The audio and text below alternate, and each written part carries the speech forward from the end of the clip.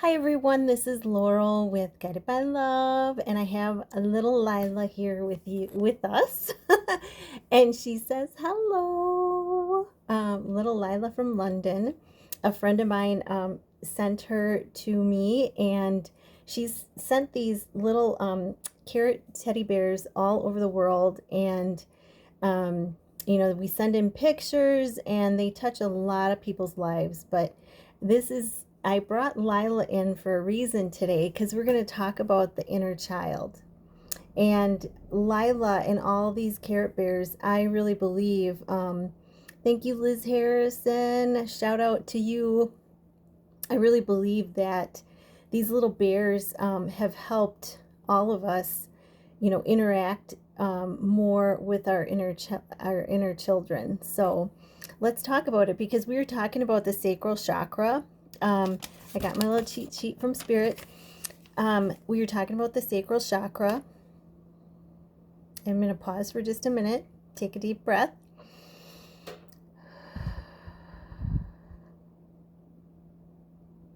Okay, so we were talking about the sacral chakra, and I've always associated the sacral chakra with the inner child. Whenever I've tapped into my inner child, it's always been down in that area, like just above the belly button or just below the belly button, in that, sacral lower solar plexus area. But I wanted to talk about the inner child today because, on this journey, I've learned that we really need to pay attention to our inner children, and to, focus on connecting with them on a daily basis, throughout the day. We've learned to put our focus outside of ourselves. And so as you grow in this journey, you learn to put your focus inside. And in doing that, when you put your focus inside, you can reconnect with your inner child and start the process of healing that inner child, and listening to what your little inner child needs. You may see, I've had a friend of mine who said she had taken a picture. I think she took a picture and she looked at the picture, and the angels were showing her inner child. And, and I've had it happen where, I've walked past a glass cupboard door and I saw my inner child's hair in my hair. And, from when I was like a toddler. And so, you catch glimpses of that inner child in you right now. And it's like, wow, she really is there, And so, connecting with your inner child, it helps you to know what your inner child needs on a daily basis throughout the day, especially when you are healing. And, I just have examples. There may be days where your inner child wants to scream. When you're healing, it's like you're healing like some deep wounds from childhood, and you may not even know why you want to scream or why the scream wants to come from your inner child, but you can feel it. They want to, and you feel so much better after. But you can scream into a pillow. You can put up music up loud and scream, and just scream until you can't scream anymore, and let go of that emotion. There may be days where your inner child needs nurturing, and where you just put on some relaxing, soothing music and you just rock. Just feel that energy of rocking, and just picturing you rocking your inner child back and forth and back and forth, and just rocking. And you can even, hug yourself as you do it, and just nurturing that inner child by rocking. There may be days where your inner child wants to sing. It may want to sing like silly songs, like a country version of Jingle Bells. Jingle bells, jingle bells, jingle all the way. Yeehaw!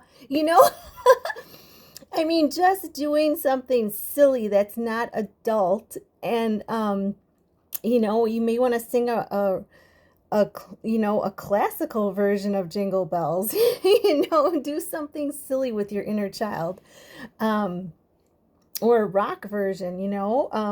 But just being silly with your inner child and letting your inner child come out, is just a great way to lighten things up and have a have a really good time with your inner child again, and not just adulting because we all get too serious on this journey. Yeah, hit that thumbs up if you like if you like my country version of Jingle Bells. um Okay, so there may be days where your inner child wants to draw wacky things with you. Just take some. What I did one night is I took a big clump of colored pencils. They were like gel colored pencils, and I went and I just made like this whole bouquet of flowers. And I was like, when I got done, I was like, wow, that looks really cool. My inner child wanted to do this drawing, so I just listened and we did it, and it was wonderful.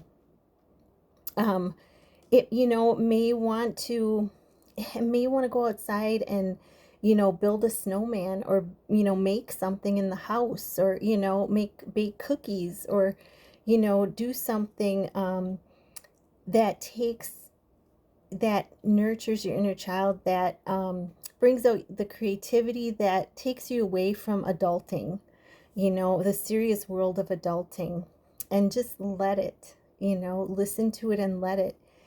Don't make a million excuses why you can't. Listen to your inner child. It's telling you what you need. And so remember, because you are one and the same. I said we, but I meant, and when you're starting out connecting with your inner child on this journey, you may not, you can simply picture yourself, as a toddler, or picture yourself in one of the lower elementary grades, as a 6 or 7 year old, but you can simply picture that child, and start out by connecting with your inner child, just simply by giving each other a high five, or one of the things I used to do as a kid, and I connected with my inner child doing this, is we used to do that. There was an Ford Ford made out of Tim Tim board, and I will TAK. You get the picture. So, silly things like that, just to stop adulting and to nurture the inner child. So, connecting with your inner child, it's a process, and, introducing yourself and connecting, taking little steps at first, and then poof, you're gonna find that you're communicating more and more and more, because you're gonna want to nurture that inner child more and more and more once you start, because it feels really good. It's a really, really good, it's really, really good, and it helps in the healing process to listen to what your inner child needs. So that is what I wanted to say for today. I hope it helps. And if you'd like a soul coaching session, you can email me at tch4tomorrow@gmail.com. And I have those 3 different specials that I'm offering 40% off. So if you're interested, give me an email and I'll get you scheduled in. And I'm going to do it through the 24th for sure.